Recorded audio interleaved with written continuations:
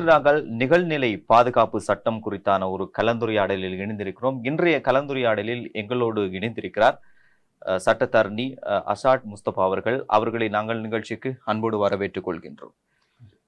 அண்மை காலமாக இலங்கையில் ஊடகங்களிலும் சமூகத்திலும் பேசுபொருளாகவும் ஒரு கடும் விமர்சனத்துக்குள்ளான ஒரு விடயம்தான் நிகழ்நிலை பாதுகாப்பு சட்டம் என்பது. இந்த நிகழ்நிலை பாதுகாப்பு சட்டம் என்றால் என்ன? இது சமூகத்தில் எந்த அளவு தூரம் ஒரு தாக்கத்தை ஏற்படுத்தக்கூடியதாக இருக்கிறது? ரைட்.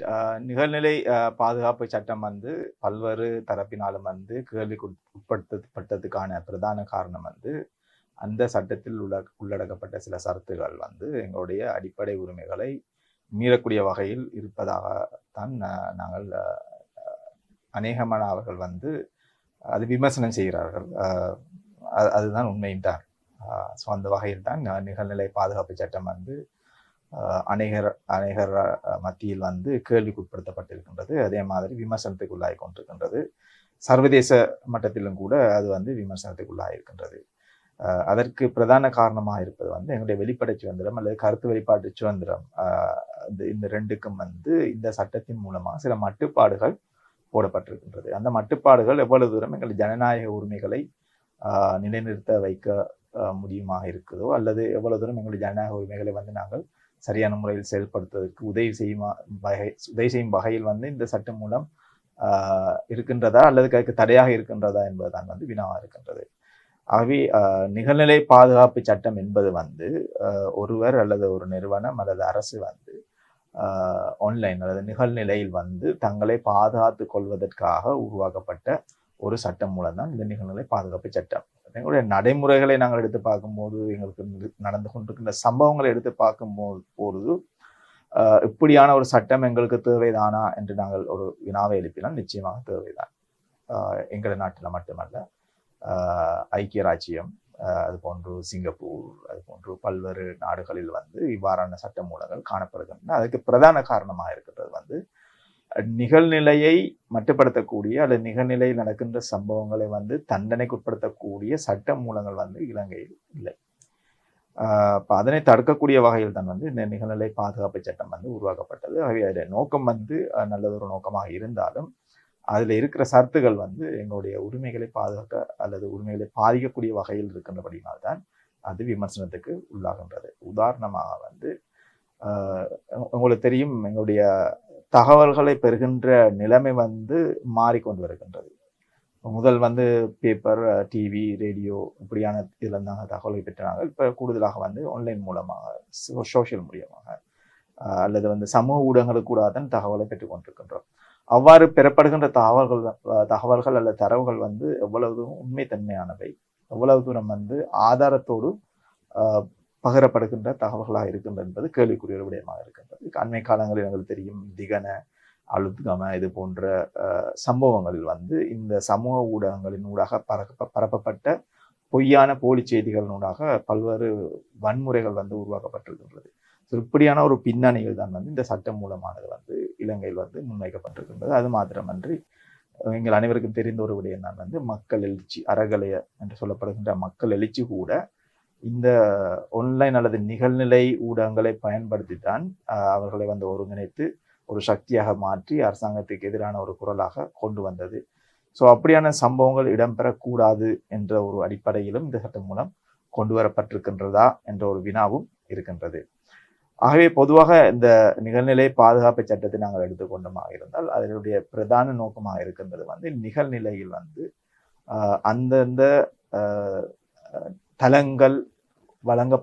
தளங்களால் வழங்கப்படுகின்ற பாதுகாப்பை உறுதி செய்வதற்காக உருவாக்கப்பட்ட ஒரு சட்ட மூலமாக தான் இந்த சட்ட மூலத்தை நாங்கள் பார்க்கலாம். இந்த சட்டத்தில் குற்றம் என்று எதை குறிப்பிடுகிறார்கள்? அதாவது எதை செய்தால் அவர்கள் குற்றவாளியாக பார்க்கப்படுகிறார்கள்? அதுக்கு முதல் இந்த சட்டத்தை பற்றி நாங்கள் கொஞ்சம் விரிவாக பார்த்தால் நல்லம் என்று நான் நினைக்கின்றேன்.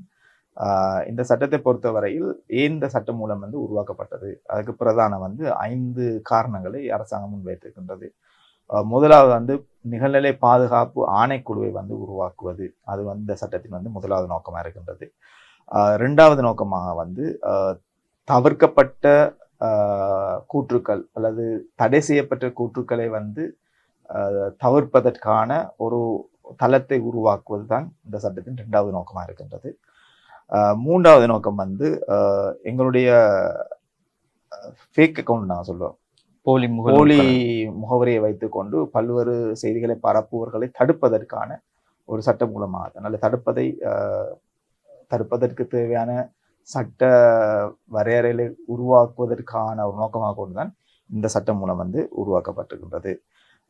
அதே மாதிரி வந்து தொடர்ச்சியாக ஒருவர் வந்து ஒரு குறிப்பிட்ட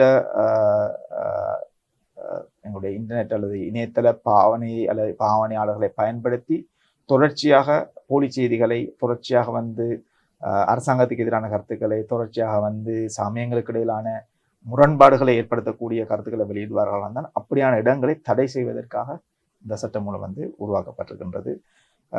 அவ்வாறான தடை செய்யப்பட்ட இணையதளங்களுக்கு அல்லது ஆன்லைன் நிறுவனங்களுக்கு வந்து நிதி வழங்குவதை வந்து தடை செய்வதற்காக இந்த சட்டம் வந்து உருவாக்கப்பட்டிருக்கு. அப்போ இந்த சட்ட மூலத்தை நாங்கள் எடுத்து பார்த்தோம்னா கிட்டத்தட்ட 9 பகுதிகள் காணப்படுகின்றது. 53 சரத்துக்கள் உள்ள சரத்துக்கள் நாங்கள் சொல்லலாம். 53 சரத்துக்கள் வந்து உள்வாங்கப்பட்டிருக்கின்றது.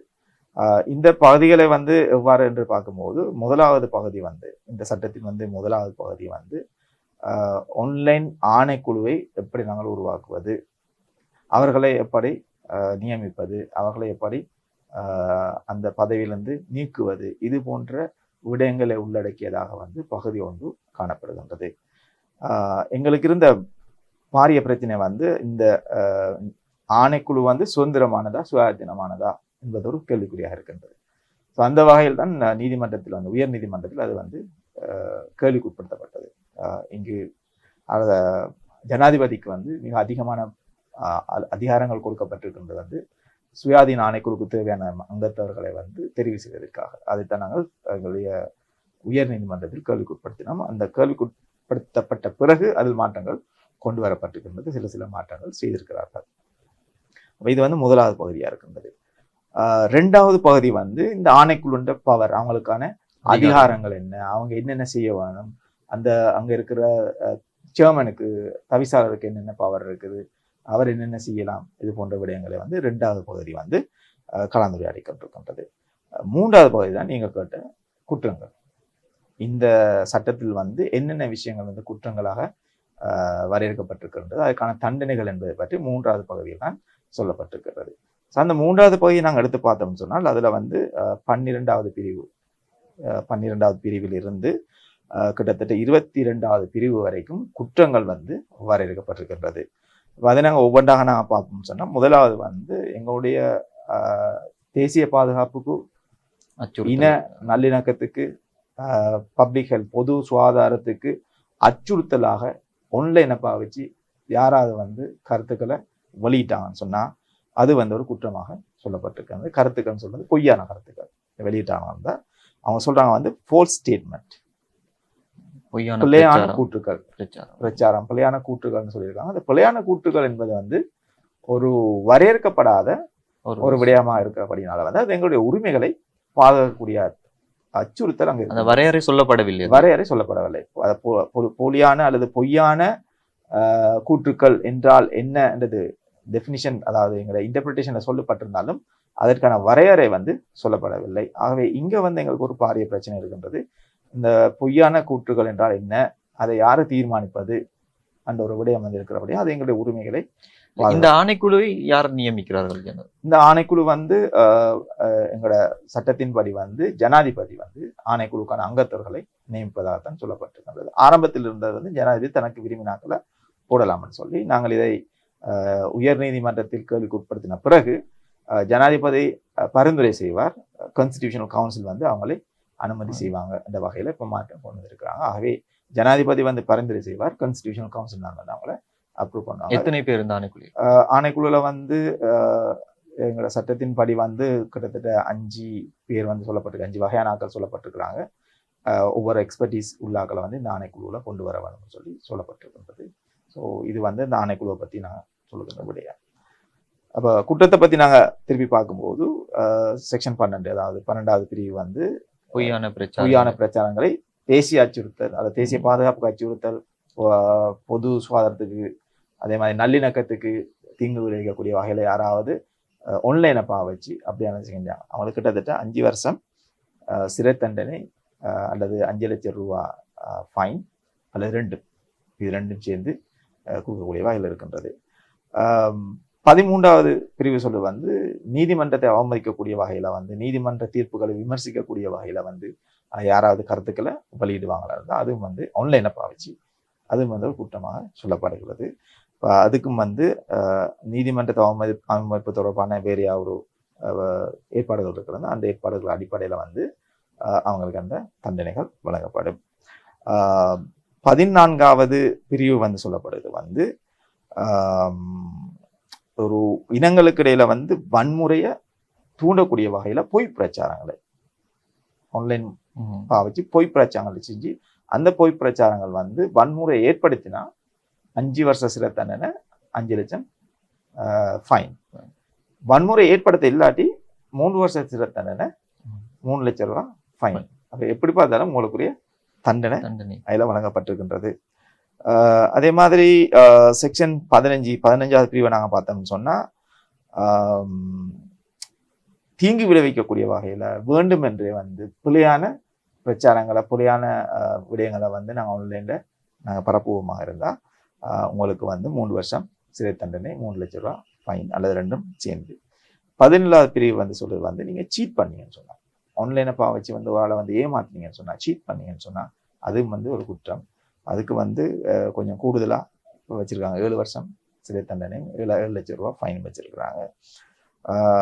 19வது பிரிவு வந்து சொல்லப்படுது வந்து ஒரு அரசாங்கத்துக்கு எதிராக ஒரு குழுவை வந்து நீங்கள் திருப்புவீர்களாக இருந்தால் அல்லது அரசாங்கத்துக்கு எதிராக சதி ஒன்று செய்யக்கூடிய வகையில் ஒரு குரூப்பை வந்து நீங்கள் ஃபார்ம் பண்ணுவீங்கன்னு சொன்னால் அதுவும் வந்து குற்றமாக சொல்லப்படுது. இது வந்து தான் எங்களுடைய உரிமையை பாதிக்கக்கூடிய ஒரு விடயமாக நாங்கள் பார்க்குறோம். ஏன்னு சொன்னால் அரசாங்கத்தில் வந்து திருப்தி இல்லாத பிரஜைகளுக்கு வந்து தங்களுடைய கருத்துக்களை வெளிப்படையாக சொல்லக்கூடிய ஒரு சுதந்திரம் இலங்கையில் சொல்லப்பட்டிருக்குது. எங்களுடைய கான்ஸ்டிடியூஷன் எங்களுடைய அரசியலமைப்பில் அந்த சுதந்திரம் வழங்கப்பட்டிருக்கின்றது.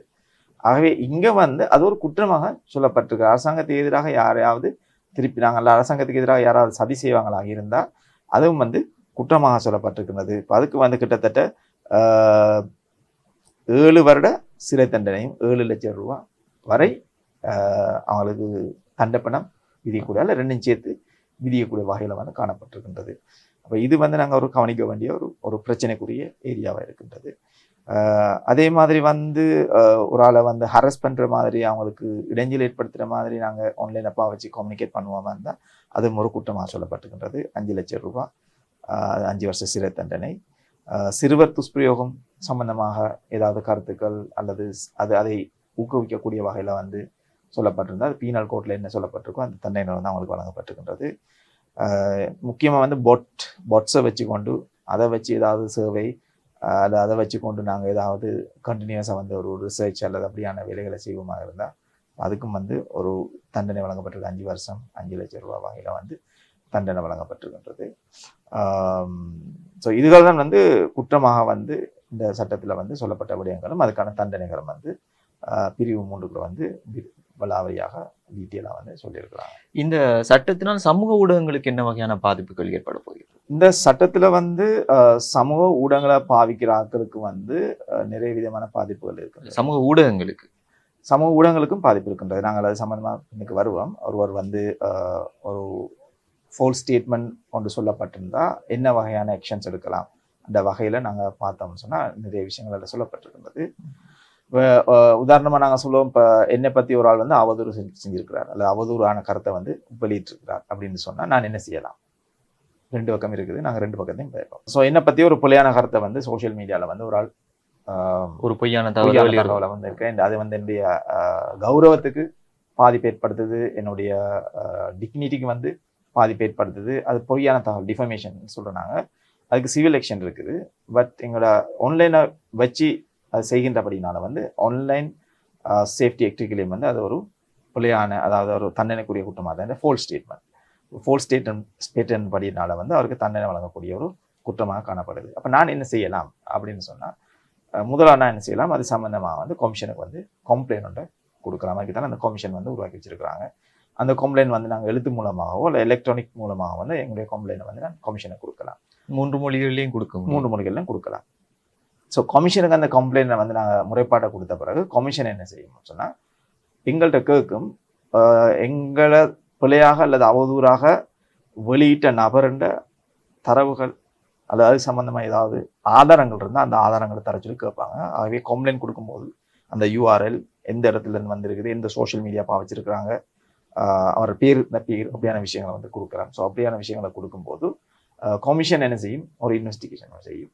இன்வெஸ்டிகேஷன் செஞ்சு அந்த இன்வெஸ்டிகேஷன் வந்து சரியான தகவல்கள் இருக்குது இந்த தெரியும் பட்சத்தில் வந்து அவருக்கு எதிராக வந்து மேஜிஸ்ட்ரேட் கோர்ட்டில் வந்து ஒரு வழக்கு வச்சு அவருக்கு எதிராக டிக்ளரேஷன் ஆர்டர் எடுத்து அந்த ஆணைக்குழு தான் வழக்கு ஆணைக்குழு வந்து மேஜிஸ்ட்ரேட் கோர்ட்டுக்கு வழக்கு வச்சு மேஜிஸ்ட்ரேட் கோர்ட்டு ஊடாகத்தான் அவருக்கான நோட்டீஸ் அனுப்பப்படும். அந்த நோட்டீஸ் அனுப்பப்பட்டு அவர் மேஜிஸ்ட்ரேட் கோர்ட்டுக்கு வந்து அதுக்கான காரணங்களை சொன்னா சரி, அப்படி காரணங்கள் சொல்லாட்டி வந்து அவருக்கு எதிராக வந்து நடவடிக்கை எடுக்குமாறு கோர்ட்ஸ் வந்து ஆர்டர் ஆணையை கொடுக்கும். இது ஒரு வகை. 2வது வகை வந்து நாங்கள் கம்ப்ளைண்ட் கொடுக்குறோம், பட் ஆள் எங்கே இருக்கிறார், அவர் யாரு, இந்த விஷயம் வந்து எங்களுக்கு தெரியாது, ஃபேக் ஐடியா வச்சு கொண்டு இருக்கிறாங்க, யாருன்னு கண்டுபிடிக்கலாம் இருக்குது. ஸோ இப்படியான ஒரு சந்தர்ப்பத்தில் வந்து சமூக ஊடகங்களுக்கு பாதிப்பு வருகிறது.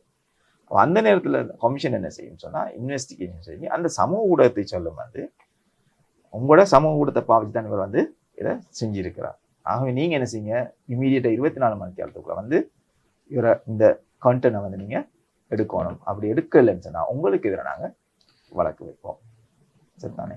அதே மாதிரி வந்து அந்த இன்ஃபர்மேஷன் யாருடைய இன்ஃபர்மேஷன், அவரை பற்றி ஆள் அடையாளம் என்ன, அவரை பற்றியான தனிப்பட்ட விவரங்களை வந்து வெளியிட சொல்லி கேட்கும் கமிஷன். அதை வெளியிட தவறுனா சமூக ஊடகங்களுக்கு எதிராக வந்து வழக்கு தொடர்வதற்கான நிறைய ஏற்பாடுகள் வந்து இந்த நிகழ்நிலை பாதுகாப்பு சட்டத்தில் காணப்படுகிறது. இதனால் வந்து சமூக ஊடகங்கள் வந்து தங்களுடைய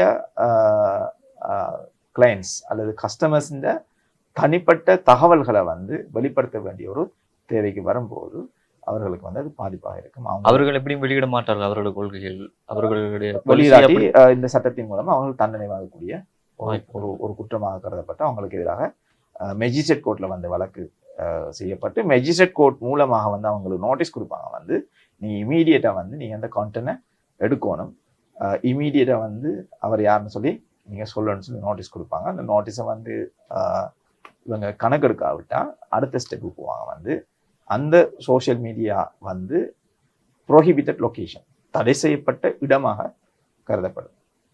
ஸோ தடை செய்யப்பட்ட இடமாக கருதப்பட்டா உங்களுக்கு யார் யார் காசு தராங்களோ, உங்களுக்கு யார் யார் அட்வர்டைஸ்மெண்ட் தராங்களோ அவ்வளவு பேரும் குற்றவாளிகள். ஆகவே சமூக ஊடகங்களுக்கு அல்லது சமூக ஊடகத்தை நடத்துகின்ற அந்த நடுவில் இருந்து செய்கின்ற இன்டர்நெட் சர்வீஸ் ப்ரொவைடர்ஸ் சொல்லுவாங்க, டெலிகாமாக இருக்கலாம் அல்லது வேறு சர்வீஸ் ப்ரொவைடர்ஸாக இருக்கலாம். ஸோ அப்படியே நாட்களுக்கு வந்து இவ்வாறான பாதிப்புகள் இருக்குது. ஸோ அவங்க அந்த தகவலை வெளியிலாட்டி உங்களை வந்து ப்ரொஹிபிட்டட் லொக்கேஷனாக டிக்ளேர் பண்ணுவாங்க. ப்ரொஹிபிட்டட் லொக்கேஷனாக டிக்ளேர் பண்ணால் வந்து உங்களுக்கு யாரும் வந்து ஃபைனான்ஸ் பண்ணிடாது, அது குற்றம். ஆகவே உங்களுடைய அந்த முழு பிஸ்னஸ் மாடல் வந்து முடங்குறதுக்கான வாய்ப்புகள் வந்து அதிகமாக இருக்கிறது. ஸோ இதைத்தான் வந்து சமூக ஊடகங்களுக்கு ஏற்படுற பாதிப்பை நாங்கள் பார்க்கலாம். இப்போது சமூக ஊடகங்களை பார்க்கின்ற போது பெண்கள் சிறுவர்களுக்கு எதிரான துஷ்பிரயோகங்கள், தனி மனிதர்களுக்கு எதிரான அவர்களுடைய உரிமை மீறல் தொடர்பான நிறைய விடயங்கள் எல்லாம் நடந்து வரது காணக்கூடியதாக இருக்கிறது. இவ்வாறான சூழ்நிலையில் அரசாங்கம் இவ்வாறான ஒரு சட்டத்தை கொண்டு வந்து இதனை ஒழுங்குபடுத்துவதற்காக செய்வது என்பது ஒரு நல்ல விடயமாகத்தானே இருக்கிறது. நிச்சயமா சட்ட மூலங்கள், அதாவது இப்படியான ஒரு சட்டத்தை கொண்டுதான் இதை திருத்த வேணுமான்னு சொல்லி பார்த்தால் இல்லை. இலங்கை வந்து ஏராளமான சட்டங்கள் இருக்கின்றது. சிறுவர் உரிமைகளை பாதுகாப்பதற்கு சிறுவர் உரிமை பாதுகாப்பு சட்டங்கள் நிறைய இருக்கின்றது. பெண்களை பாதுகாப்பதற்கு நிறைய சட்டங்கள் இருக்கின்றது. இனங்களுக்கு இடையிலான முரண்பாடுகளை குறைப்பதற்கு நிறைய சட்ட மூலங்கள் காணப்படுகின்றது. ஏற்கனவே சட்ட மூலங்கள் நிறைய இருந்து ஒன்றான் இருக்கிறது. புதுசாக ஒரு சட்டத்தை கொண்டு தான் நாங்கள் அதை செய்யணும்னு சொன்னால் இல்லை. எங்களுக்குள்ள பெரிய பிரச்சனை வந்து சட்டத்தை அமல்படுத்துகிற வந்து எவ்வளோ எஃபெக்டிவாக நாங்கள் செய்கிறோம். சட்டங்கள் இருந்தாலும் சட்டத்தை நடைமுறைப்படுத்துகிற வந்து எவ்வளோ எஃபெக்டிவாக செய்கிறோம் என்பதுதான் வந்து எங்களுக்குரிய பிரச்சனை. இலங்கையை பொறுத்தவரை அது பெரிய பிரச்சனையாக இருக்குது. நிறைய நல்ல நல்ல சட்டங்கள் இருக்கின்றது, அதை எவ்வளோ தூரம் நாங்கள் நடைமுறைப்படுத்துகிறோம். நீங்கள் சொன்ன மாதிரி இப்போ இந்த பேட்டர்ன் வந்து மாறி இருக்குது. பெண்களுக்கு எதிரான வன்முறை அல்ல பெண்களை வந்து துஷ்பிரயோகப்படுத்துறது, சிறுவர்களை துஷ்பிரயோகப்படுத்துறது, பேட்டர்ன் வந்து மாறி இருக்குது. ஆஃப்லைன்லேருந்து இப்போ ஆன்லைனுக்கு வந்து இருக்குது. ஸோ அதுக்கு இருக்கிற சட்ட மூலங்கள் வந்து சில குறைபாடுகள் இருந்தால் நாங்கள் என்ன செய்யலாம் வந்து அது இருக்கிற சட்ட மூலங்கள் சில எங்களுடைய இதை கொண்டு வரலாம் என்பது அமெண்ட்மெண்ட்ஸை கொண்டு வரலாம். ஸோ அமெண்ட்மெண்ட்ஸை கொண்டு வந்தால் அந்த சட்ட மூலத்தை இறுக்கமாக்குறது மூலமாக இந்த வேலைகளை செய்யலாம். இதுக்கு புதிதாக ஒரு சட்டத்தை கொண்டு வரணுமான்னு ஒரு கேள்வி ஒன்று இருக்கின்றது. சரி, அப்படி கொண்டு வந்தாலும் கூட அந்த சட்டம் மூலம் வந்து எங்களுடைய அடிப்படை உரிமைகளை பாதிக்காத வகையில் அந்த சட்ட மூலங்கள் இருக்க வேண்டும். ஸோ இந்த சட்டம் மூலம் எவ்வளவு எங்களுடைய அடிப்படை உரிமைகளை பாதுகாக்கின்றது அல்லது பாதிக்கின்றது என்பது வந்து கேள்விக்குறியாக இருக்கின்றது. இப்படியான சட்ட மூலங்கள் தேவைதான். எங்கள் நாட்டை பொறுத்தவரை மாறி வருகின்ற பிரச்சனைக்கு ஏற்ற மாதிரி எங்களோட சட்ட மூலங்கள் வந்து மாற்றப்பட வேண்டும். ஒரு வகையில் நல்லதாக இருந்தாலும் அதில் வந்து மனித உரிமைகளை அல்லது அடிப்படை மனித உரிமைகளை பாதிக்காத வகையில் அந்த சட்ட மூலங்கள் இருக்கின்றது. இப்போ எங்களுக்கு இருக்கிற பிரச்சனை என்னன்னு சொன்னால், இலங்கையில் இருக்கிற பிரச்சனை என்னன்னு சொன்னால், இந்த சட்ட மூலங்கள் வந்து எவ்வாறு பிரயோகிக்கப்படுகின்றது, யாருக்கு எதிராக பிரயோகிக்கப்படுகின்றது. இப்போ ஐசிசிபிஆர் சட்டம் வந்து ஸ்ரீலங்கா இலங்கை பொறுத்தவரையில வந்து எங்களுடைய உரிமைகளை பாதுகாப்பதற்காக கொண்டு வரப்பட்ட சட்டம் தான் ஐசிசிபிஆர். அகனாஸ் ஜசீமுக்கு நடந்தது. எந்த சட்டத்தை பாவிச்சு அவரை வந்து உழுவு போட்டாங்க? ஐசிசிபிஆர் பாவிச்சு தான் போட்டாங்க. அப்ப இங்க உருவாக்கப்படுற சட்டம் வந்து யாருக்கு எந்த வகையில அதை நடைமுறைப்படுத்துறாங்கன்றதான் வந்து கேள்விக்குறியா இருக்கின்றது. ஆகவே இதுல அந்த எங்களுடைய கடந்த கால அனுபவத்தை வச்சு கொண்டு நாங்க பார்க்கும்போது இந்த நிகழ்கால சட்டமும் வந்து எவ்வாறு நடைமுறைப்படுத்தப்படும், யாருக்கு எதிராக நடைமுறைப்படுத்தப்படும் என்பது வந்து ஒரு பெரிய ஒரு சந்தேகமாக இருக்கின்றது. உதாரணமாக அரசாங்கம் வந்து ஒரு அரச நிறுவனத்தை வந்து பிரைவேட்டைசேஷன் தனியார் மயப்படுத்துறதுக்கு முயற்சி செய்யறாங்க. இதை வந்து மக்கள் பார்த்து கொண்டிருக்கணுமா அல்லது இதற்கு எதிராக குரல் கொடுக்க வேண்டுமா? இதற்கு எதிராக குரல் கொடுக்கறதுன்னு சொன்னா எந்த மீடியத்தை பாவிக்கிறது, ஆஃப்லைனா ஆன்லைனா? ஆன்லைன்ல வந்து ரைட் பிரைவேட்டைசேஷன் நடந்து கொண்டு இருக்குது, இதுக்கு எதிராக வந்து நாங்கள் குரல் கொடுப்போம், நீங்கள் எல்லாம் வாங்கன்னு சொல்லி போட்டு போஸ்ட் ஒன்று போடுறோம். அப்ப இது வந்து அரசாங்கத்துக்கு எதிரான சதியாக கருதப்படுமா? அரசாங்கத்துக்கு எதிராக சதியாக கருதப்பட்டா எங்களுடைய நிகழ்நிலை சட்டத்தின் கீழ் அவங்களுக்கு தண்டனை வழங்கக்கூடிய சந்தர்ப்பம் இருக்கின்றது. அல்லது இதை வந்து ஒரு எழுச்சியாக நாங்கள் பார்க்கறது, அல்லது ஒரு மனிதன் உரிமை ஒரு ஒரு இலங்கை பிரஜையின் ஒரு உரிமையாக இதை நாங்கள் பார்ப்போமாக இருந்தால் அவர்களுக்கு அந்த உரிமை இருக்கின்றது. ஒரு நாட்டின் சொத்தை வந்து தனியார் மயப்படுத்தப்படும் போது அதற்கு எதிராக குரல் கொடுப்பதற்கு ஒவ்வொரு பிரஜைக்கும் உரிமை இருக்கின்றது. அரசியலமைப்பில் சொல்லப்பட்டிருக்கிற விடயங்கள் அது அரசியலமைப்பு சொல்லப்பட்டிருக்க. அப்ப இந்த சட்டம் மூலம் அதை மீறது போல் ஈக்காது. அதுதான் இங்க உள்ள பெரிய ஒரு சவாலா இருக்கு. இந்த சட்டம் மூலம் விமர்சனத்துக்கு வந்ததுக்கு காரணம் இதுதான். ஸோ சட்டம் மூலம் இருக்கின்றது, அதை எதுக்கு பயன்படுத்த போறார்கள்? ஏன்னா எங்களுடைய கடந்த கால அனுபவம், எங்களுடைய பயங்கரவாத தடை சட்டம், அதை வந்து எதற்காக பயன்படுத்தினாங்க, எப்படி அதை பயன்படுத்தினாங்க, அது மாதிரி எங்களோட ஐசிசிபிஆர் இந்த சட்ட மூலத்தை எப்படி இவங்க நடைமுறைப்படுத்தினாங்க? அரசாங்கத்துக்கு தேவையான வகையில இந்த சட்ட மூலத்தை நடைமுறைப்படுத்துவாங்களோ என்ற ஒரு சந்தேகம் தான் இங்கே இருக்கின்றது. அப்படி இல்லாமல் ரூல் ஆஃப் லோ இருக்குமாக இருந்தால், அனைவருக்கும் சட்டம் சமம், எல்லாரும் சட்டத்தை முன்னுக்கு சமம் என்ற ஒரு நிலைப்பாடு இலங்கையில் இருக்குமாக இருந்தால் இப்படியான சட்ட மூலங்களை வந்து நாங்கள் பயப்படுறதுக்கோ அல்லது இது தொடர்பாக வந்து நாங்கள் விமர்சனம் செய்வதற்கோ வந்து ஒரு தேவைப்பாடு இருக்கின்றது என்று சொன்னால் எங்களுக்கு தெரியும். அரசாங்கம் சட்டத்தை வந்து சமமாக எல்லாருக்கும் தான் செய்வாங்க. அந்த நிலைப்பாடு இலங்கையில் இல்லை, ரூல் ஆஃப் லோ இல்லை. ஆகவே செலக்டிவா தான் சட்டம் வந்து நடைமுறைப்படுத்திக் கொண்டிருக்கின்றது. அப்ப செலக்டிவா சட்டம் வந்து நடைமுறைப்படுத்தப்படும் போது எங்களுக்கு ஒரு பாரிய எங்களுக்கு அல்ல, பொதுவாக வந்து இலங்கை பிரஜைகள் மத்தியில் வந்து பாரிய சந்தேகம் இருக்கின்றது. அரசாங்கத்துக்கு எதிராக குரல் கொடுக்கின்ற அந்த குரலை நசுக்குவதற்காக கொண்டு வரப்பட்ட ஒரு சட்டம் மூலமா இது இருக்கிறதா என்றதுதான் ஒரு பாரிய ஒரு சந்தேகமாக இருக்கின்றது.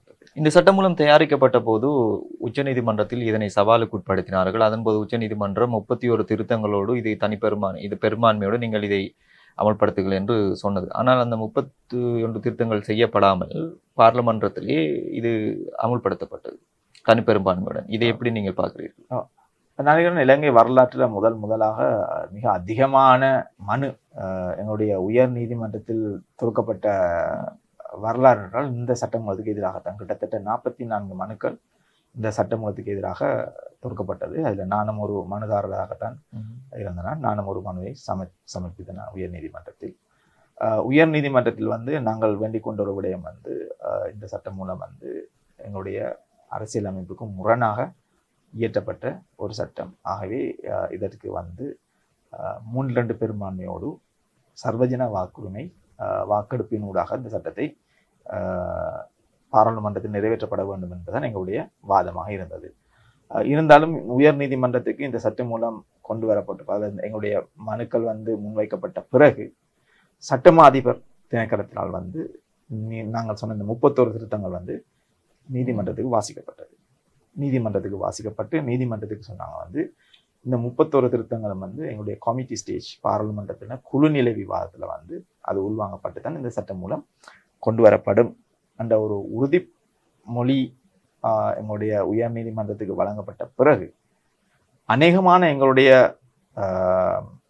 விவாதம் அந்த 31 திருத்தங்கள் அடிப்படையில் இருந்தபடினால நீதிமன்றம் அதுக்கு ஒரு டிட்டர்மினேஷனை கொடுத்தாங்க, நிர்ணயத்தை கொடுத்தாங்க வந்து இந்த 31 திருத்தங்கள் உள்வாங்கப்பட்டுச்சுட்டா இந்த சட்டம் மூலம் வந்து எங்களுடைய அரசியலமைப்புக்கு முரண்பாடான சட்டமாக இருக்காது. ஆகவே அந்த 31 திருத்தங்களை நீங்கள் உள்வாங்கி இந்த சட்ட மூலத்தை தனிப்பெரும்பான்மை அதாவது சாதாரண பெரும்பான்மையில் வந்து நிறைவேற்றுவதற்கு நாங்கள் அனுமதி தாரோம். இந்த 31 திருத்தங்கள் உள்வாங்கப்படவில்லை என்றால் இந்த சட்டமானது வந்து மெஜாரிட்டி அதாவது 3/2 பெரும்பான்மையோடு மக்களது சர்வஜன வாக்கு கூடாத நிறைவேற்றப்பட வேண்டும் என்ற வகையில தான் அது தீர்ப்பு வழங்கப்பட்டிருந்தது. இந்த தீர்ப்பை வந்து பாராளுமன்றம் வந்து பிழையாக வந்து கையாண்டிருக்கின்றது. அவை இப்ப நாங்கள் யோசிக்கிறோம் வந்து பாராளுமன்றம் நீதிமன்றத்தை அவமதித்திருக்கின்றதா அல்லது நீதிமன்றத்தின் அந்த உத்தரவை வந்து மீறி செயற்பட்டிருக்கின்றதா, கண்டம் ஆஃப் கோர்ட் வந்து இடம்பெற்றிருக்கிறதா என்ற வகையில வந்து நாங்கள் இதை ஆராய்ந்து கொண்டிருக்கின்றோம். ஸோ அந்த அடிப்படையில் தான் வந்து சுமந்திரன் அவர்களும் ஒரு முறைப்பாட்டை வந்து உயர் நீதிமன்றத்தில் வைத்தார்கள். பட் எங்களுடைய நாட்டை பொறுத்தவரையில வந்து ப்ரீ ஆக்ட் அதாவது ஒரு சட்ட மூலம் வந்து சட்ட மூலமாக வருவதற்கு முதல் அதனை கேள்விக்குட்படுத்தக்கூடிய அதிகாரம் எங்கள்கிட்ட இருக்கே தவிர அது ஒரு சட்டமாக வந்த பிறகு அதை மீண்டும் கொண்டே உயர் நீதிமன்றத்தில் வந்து கேள்விப்படுத்தக்கூடிய சட்ட அல்லது அந்த ஏற்பாடுகள் வந்து என்னுடைய அடுத்த கேள்வியும் அதுதான். அரசியலமைப்பில் இங்கே சட்ட முறைப்படி ஒரு சட்டம் இயற்றப்பட்டது பின் அதை திரும்பவும் நீதிமன்றத்தில் கேள்விக்குட்படுத்த முடியாது. இந்தியாவிலே இந்த முறை இருக்கிறது. ஆகவே அந்த இந்தியாவிலே இருக்கிற முறை இங்கு தேவையாக இருக்கிறதா, இங்கு கொண்டு வரப்பட வேண்டும் என்று நீங்க இவ்வாறான சந்தர்ப்பங்களை பார்க்கும்போது நான் நினைக்கின்றேன் ஸ்பெஷலா விசேஷமாக வந்து நீதிமன்றத்துக்கு வாக்குறுதி கொடுத்து விட்டு நாங்கள் இவ்வாறான திருத்தங்களை செய்ய இருக்கிறோம் அது வாக்குறுதி கொடுத்து விட்டு அந்த வாக்குறுதிகள் உண்மையாக நிறைவேற்றப்பட்டதா இல்லையா என்பதை பார்ப்பதற்காக அவ்வாறான ஒரு நிலைமை எங்களுடைய அரசியலமைப்பில் கொண்டு வரப்பட்டால் சிறப்பாக இருக்கும். அந்த அந்த நேரத்தில் வந்து இலங்கை மக்களுக்கு வந்து ஒரு வாய்ப்பு ஒன்று கொடுக்கப்படும். நாங்கள் முதல் பார்த்த சட்டம் மூலமும் பிறகு பார்க்குற சட்டம் மூலத்தின் இடையில் ஏதாவது வித்தியாசங்கள் இருக்கின்றதா இல்லையா என்பதை பார்ப்பதற்கான சந்தர்ப்பம் இருக்கின்றது. இலங்கை அரசியலமைப்பை பொறுத்தவரையில வந்து எங்களுடைய அரசியல் அதிகாரம் வந்து மக்கள் மத்தியில் தான் இருக்குது. அதாவது ஜனநாயகம் வந்து மக்களின் கையில தான் இருக்குது. மக்களாலும் ஆட்சி தான் வந்து ஜனநாயக ஆட்சி. அப்போ இந்த மக்களோட ஆட்சி வந்து இந்த ஆட்சி ஆட்டுறதுன்னு சொன்னா மக்கள்கிட்ட தான் இருக்கு. மக்கள் என்ன செய்யறாங்க வந்து தங்களுடைய அந்த பவரை வந்து தங்களுடைய அந்த உரிமையை வந்து 3 அங்கங்களுக்கு பகிர்ந்து கொடுக்குறாங்க. ஒன்று வந்து சட்டவாக்கத்துறை பாராளுமன்றம், 2வது வந்து நிர்வாகத்துறை ஜனாதிபதி, 3வது வந்து நீதித்துறை. ஸோ தங்களுடைய அதிகாரங்களை 3 துறைகளுக்கு மக்கள் வந்து பிரித்து கொடுக்குறாங்க. ஸோ இப்படி பிரித்து கொடுக்கும்போது சட்டவாக்கத்துறை வந்து மக்களுடைய உரிமைகளை மீறக்கூடிய வகையில் சட்டங்களை இயற்றக்கூடாது. அப்படி சட்டங்களை இயற்றினா வந்து அந்த சட்டங்களை வந்து மீளாய்வு செய்வதற்கான வாய்ப்பு வந்து மக்களுக்கு கொடுக்கப்பட வேண்டும். இதுதான் இந்த ஜனநாயக அடிப்படை. எங்களோட உரிமையை வந்து எங்களோட பவரை வந்து நாங்கள் உங்களுக்கு தந்திருக்கிறோம். தந்தத்தை வந்து நீங்கள் மிஸ்யூஸ் பண்ணக்கூடாது, பிள்ளையான முறையில் வந்து பாவிக்கக்கூடாது. எங்களோட உரிமையை மீறக்கூடிய வகையில் நீங்கள் சட்டங்களை உருவாக்கக்கூடாது. அப்படி உருவாக்கினா வந்து அதை மீளாய்வு செய்யக்கூடிய வாய்ப்பை வந்து எங்களுக்கு கொடுக்க வேண்டும். ஸோ இந்த ஜனநாயக உரிமை அடிப்படையில் தான் வந்து பாராளுமன்றத்தில் வந்து ஏதாவது சட்ட மூலங்கள் கொண்டு வரப்பட்டால் அது வர்த்தமானி மூலமாக மக்களுக்கு அறியப்படும். பாராளுமன்றம் இப்படி ஒரு சட்டத்தை நாங்கள் உருவாக்கி இருக்கின்றோம். ஸோ இதுதான் சட்டம், இதுதான் இதுவே சத்துக்கள், இதுதானே. இப்போ வந்து மக்களுக்கு வாய்ப்பு ஒன்று இருக்கின்றது. அந்த சட்ட மூலத்தை வாசித்து அதில் விளங்கி அதில் தங்களுக்கு ஏதாவது பாதிப்பு இருக்குன்னு சொன்னால் உயர் நீதிமன்றத்துக்கு சென்று அந்த சட்ட மூலத்தை சவாலுக்கு உட்படுத்தக்கூடிய வாய்ப்பு இருக்கின்றது. ஆனால் இந்த நிகழ்நிலை காப்பு சட்டத்தை பொறுத்தவரையில் மக்களுக்கு காட்டப்பட்டது ஒன்று, சட்டமாக வெளியே வந்தது இன்னொன்று. அவை இந்த இடத்துல வந்து அந்த ஜனநாயக அடிப்படைகள் அல்லது ஜனநாயக அந்த விழுமியங்கள் வந்து சரியான முறையில் வந்து நடைமுறைப்படுத்தப்பட்டிருக்கின்றா கேட்கும்போது அது பெரிய ஒரு கேள்விக்குறியா இருக்கும். என்னன்னு சொன்னா அக்காவை காட்டி தங்கச்சை கல்யாணம் முடிச்சோம் அல்லது தங்கச்சை காட்டி அக்காவை கல்யாணம் முடிச்ச மாதிரி தான் இந்த சட்டம் வந்து உருவாக்கப்பட்டிருக்கிறது. ஒன்றை காட்டி இன்னொன்று வெளியிட்டிருக்கிறாங்க. அப்போ காட்டின ஒன்றுக்கு எதிராகத்தான் நாங்கள் உயர் நீதிமன்றத்துக்கு போனோம். நாங்கள் ஆகவே உயர் நீதிமன்றம் அதை ஏற்றுக்கொண்டது 31 திருத்தங்களை செய்யுங்கன்னு சொன்னது. சொன்னதுக்கு பிறகு உருவாக்கப்பட்ட சட்டத்தில் வந்து அந்த 31 திருத்தங்கள் வந்து உள்வாங்கப்படவில்லை. இதுக்கு எதிராகத்தான் வந்து எங்களுடைய சபாநாயகருக்கு எதிராகவும் நம்பிக்கையில்லா தீர்மானம் கொண்டு வரப்பட்டது. அது துவக்கப்பட்டது. அது தெரியும். அது வந்து அரசியல். ஸோ இப்படியான ஒரு நிலைமைகள் காணப்படுகின்றது. சபாநாயகர் என்ன செஞ்சிருக்கணும்னா அவர் தனி ஒரு சுயாதீன நபராக இருந்து கொண்டு அந்த 31 திருத்தங்கள், அதாவது நீதிமன்றத்தினால் பரிந்துரை செய்யப்பட்ட அந்த 31 திருத்தங்களை வந்து கொண்டு வந்திருக்கோம். ஸோ அது கொண்டு வரப்படவில்லை. அதால தான் வந்து இது ஒரு பாரிய விமர்சனத்துக்குரிய சட்டம் மூலமாக வந்தது. எப்படி இருந்தாலும் வந்து அரசாங்கம் வந்து அதை இப்பொழுது சுதாரித்து கொண்டு அதுக்கு தேவையான ஒரு கமிட்டி ஒன்று போட்டு இந்த சட்டம் சம்பந்தமாக மேலும் ஆராய்ச்சி செய்யறதுக்காக சில வேலை திட்டங்களை முன்னெடுத்து கொண்டிருக்கிறது. அதுக்கு பிரதான காரணம் வந்து சர்வதேச ரீதியாக இந்த சட்டமூலத்துக்கு எழுந்த விமர்சனம். ஸோ பல்வேறு சர்வதேச நிறுவனங்கள் வந்து இந்த சட்டமூலத்துக்கு எதிராக அல்லது இந்த சட்டமூல உருவாக்கப்பட்ட விதம் தொடர்பாக வந்து பல்வேறு கருத்துக்களை வந்து முன் வச்சிருக்கிறாங்க. ஸோ அதை வந்து ஆஸ்திரேலியா, பிரித்தானியா உயர் ஸ்தானிகர் ஆலயங்களும் அவருக்கு எதிர்ப்பை தெரிவித்திருந்தாங்க. காரணம் என்னன்னா, அது உருவாக்கப்பட்ட விதம் எங்களுடைய ஜனநாயக விழுமியங்களை அல்ல ஜனநாயக அடிப்படை உருவாக்கப்படவில்லை. ஒன்று அதில் உள்வாங்கப்பட்டிருக்கின்ற சரத்துக்கள் வந்து சாதாரண மக்களுக்கு இருக்கின்ற அந்த உரிமைகளை வந்து பாதுகாக்கக்கூடிய வகையில் உள்ள. உதாரணமாக வந்து நாங்கள் சொல்லுவோம், ட்ரேட் யூனியன் தொழிற்சங்க நடவடிக்கை வந்து ஒரு உரிமை. தங்களை தேவையான தொழிலை தெரிவு செய்கிறது, தொழிற்சங்க நடவடிக்கையில் ஈடுபடுற வந்து ஒரு உரிமையாக இருக்கின்றது. அப்போ தொழிற்சங்க நடவடிக்கையில் ஈடுபடுகின்ற ஒரு விடயம் இந்த நிகழ்நிலை பாதுகாப்பு சட்டத்திலிருந்து விலக்களிக்கப்பட்டிருக்குதா இல்லையா என்றது ஒரு கேள்விக்குறியா இருக்கின்றது. உண்மை என்ன நடந்திருக்க வேணும், அப்படியான சில விஷயங்கள் வந்து இந்த பாதுகாப்பு சட்டத்திலிருந்து விலக்களிக்கப்பட்டிருக்க வேணும். அப்படி விலக்களிக்கப்பட்டிருந்தால் இந்த சட்டமூலம் ஒரு நல்ல ஒரு சட்டமூலகமாக வந்திருக்கும். இந்த சட்டமூலத்தின் நோக்கம் வந்து ஒரு தூய நோக்கமாக இருந்திருக்கும். எங்களுடைய ஆன்லைனில் வந்து பாதுகாக்கிறது தான் இது நோக்கமாக இருக்கும். ஸோ அவ்வாறான விலக்களிப்புகள் இங்கே கொடுக்கப்படாத பட்சத்தில் வந்து இந்த சட்டம் மூலம் இப்படி எங்களுடைய சட்டம் அமுலாக்கும் அதிகாரிகளால் கையாளப்படும் என்பது வந்து ஒரு பாரிய வினாவாகத்தான் இருக்கும். இது தொடர்பில் பாராளுமன்ற உறுப்பினர் சுமந்திரன் கூட உச்ச நீதிமன்றத்திலே ஒரு மனுவை தாக்கல் செய்திருந்தார்.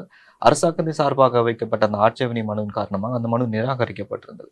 ஆகவே நீதிமன்றங்களுடைய விசாரணை தொடர்பில் இந்த இடத்தில் அரசியலமைப்பினுடைய ஒரு வகிபாகம் எப்படி இருக்கிறது? நான் ஏற்கனவே சொன்ன மாதிரி எங்களுடைய அரசியலமைப்பு பொறுத்தவரையில் வந்து ப்ரீ எனக்ட், அதாவது ஒரு சட்டத்தை வந்து இயற்றுவதற்கு முதல் நீதிமன்றத்துக்கு நாங்கள் போகலாம்.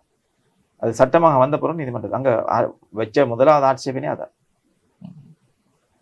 சட்ட அதிபரால் வந்து வைக்கப்பட்ட முதலாவது ஆட்சேபனை இது வந்து சட்டமாக்கப்பட்டது.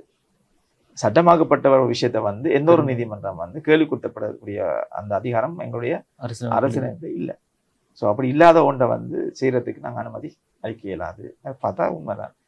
என்றால் ஒரு சட்டம் மூலம் சட்டமாக்கப்பட்ட பிறகு அதை வந்து எந்த ஒரு நீதிமன்றத்திலும் வந்து நாங்கள் கேள்விக்குட்படுத்த முடியாது. அது உட்படுத்த முடியும் வந்து சட்டமாக்க முதல். அதுதான் இங்கே நடந்த ஒரு ஒரு குழப்பமான ஒரு நிலையாக நாங்கள் சொல்லலாம், அல்ல ஒரு முரண்பாடான ஒரு நிலையாக நாங்கள் சொல்லலாம். சுமந்திரனுடைய அந்த விண்ணப்பம் வந்து நீதிமன்றம் சொல்லப்பட்ட 31 விடயங்கள் உள்வாங்கப்படாதபடினாலே இது வந்து அந்த சட்டம் மூலம் இல்லை, இது வேற ஒரு சட்டம் மூலம் நிறைவேறி அந்த அடிப்படையெல்லாம் போனா இருந்தாலும் சட்டமாக்கப்பட்டு விட்டது. 9ஆம் இலக்க 2024ஆம் ஆண்டு சட்டம் அது சட்டமாக்கப்பட்ட பிறகு நீதிமன்றத்தில் வந்து அதை கேள்விக்குட்படுத்த 2008ஆம் ஆண்டு திசநாயகம் என்கிற ஒரு ஊடகவியலாளர் ஒரு ஊடகத்தில் எழுதப்பட்ட கட்டுரை தொடர்பாக உயர்நீதிமன்றம் ஒரு தீர்ப்பு அளிக்கிறது. அவருக்கு 20 வருட சிறை தண்டனை. இதே மாதிரியான ஒரு நிலை இதன் பின்னால் தொடர்ந்து ஏற்படுமா இந்த சட்டமூலத்தை பயன்படுத்தி? அவருக்கு தண்டனை வழங்கப்பட்ட வந்து பயங்கரவாத தடை சட்டத்தை பயன்படுத்தி அதனூடாக வந்து அந்த தண்டனை வழங்கினாங்க. பட் இங்க நிகழ்நிலை காப்பு சட்டத்தை பொறுத்தவரை கூடின வந்து 7 வருட தண்டனை தான் வழங்கப்பட்டது. ஆனால் அவர் அந்த ஊடகத்தை பயன்படுத்த அவர் 2 கட்டுரைகளை எழுதியிருந்தார். அதன் அடிப்படையில் தான் அந்த தீர்ப்பு வழங்கப்பட்டது.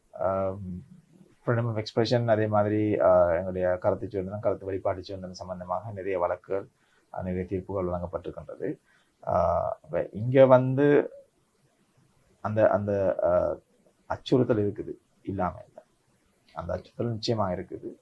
இதில் இந்த நிகழ்நிலை பாதுகாப்பு சட்டத்தில் வந்து அந்த அச்சுறுத்தல் வந்து அதிகமாக இருக்குது வந்து எங்களுடைய ஆன்லைன் மூலமாக, அதாவது நிகழ்நிலை மூலமாக வந்து கருத்துக்களை வெளியில் சொல்லுது. நாங்கள் பார்த்தோம்னு சொன்னால் எங்களை நேரடியாக வந்து எங்களோட கருத்துக்களை நாங்கள் சொல்ல இயலாத இடத்துல வந்து இந்த சமூக ஊடகங்கள் வந்து ஒரு தளத்தை கொடுத்தது எல்லா மக்களுக்கும் வந்து தங்களுடைய கருத்துக்களை சுதந்திரமாக சொல்வதற்கு.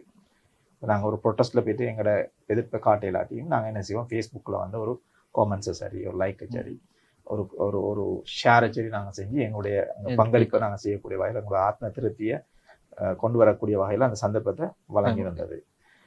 அது வந்து பெரிய ஒரு பவராக அல்லது பெரிய ஒரு சக்தியாக வந்து மாறி அறகலையாக வந்து பல்வேறு பிரச்சனைகள் வந்து எங்கள் நாட்டில் ஏற்பட்டது. அப்போ இது மாதிரியான சந்தர்ப்பம் இனிமேல் ஏற்படக்கூடாது என்ற வகையில் வந்து அரசாங்கம் மிக கவனமாக இருக்கின்றது. ஸோ அந்த வகையில் வந்து அரசாங்கத்தில் கொண்டு வரப்பட்ட ஒரு சட்டம் மூலமாக தான் இதை பார்க்குறோம். ஆகவே அந்த நோக்கத்தில் கொண்டு வரப்பட்ட ஒரு சட்டம் மூலமாக இது இருக்கிறபடினால நிச்சயமாக வந்து எங்களோட ஆக்டிவிஸ்ட் அல்லது வந்து அரசாங்கத்துக்கு எதிராக வந்து பணியாற்றாக்கள் அல்லது அரசாங்கத்துக்கு குரல் கொடுக்கிறாக்கள் அல்லது வந்து நாட்டில் நடக்கிற பிரச்சனைக்கு எதிராக வந்து குரல் கொடுக்கிறாக்கள் யார் யாரெல்லாம் வந்து அரசாங்கத்துக்கு அச்சுறுத்தலை அரசாங்கம் பார்க்கின்றதோ அவங்க அவ்வளோ பேரையும் வந்து இந்த சட்டத்தை பாவிச்சு அவங்கள வந்து ஜெயிலுக்குள்ளே கொண்டு போகிறதுக்கான சகல விதமான ஏற்பாடுகளும் அடிப்படை ஏற்பாடுகள் வந்து செய்யப்பட்டிருக்கின்றது. ஆகவே வந்து இந்த சட்டம் மூலம் அப்படியான நபர்களை வந்து டார்கெட் பண்ணி நடைமுறைப்படுத்தப்படுமானால் நிச்சயமாக அவருக்கு ஏற்பட்ட நிலைமை மாதிரி நிறைய பேருக்கு வந்து ஏற்படக்கூடிய வாய்ப்புகள் இந்த சட்டமன்றத்தில் அதிகமாகவே இருக்கின்றது. நன்றி, எங்களோடு இணைந்து நிகழ்நிலை பாதுகாப்பு சட்டம் தொடர்பாக அதிகமான விடயங்களை பேசியதற்காக. தொடர்ந்து இணைந்திருங்கள். அடுத்த நிகழ்ச்சியில் உங்களை சந்திப்போம்.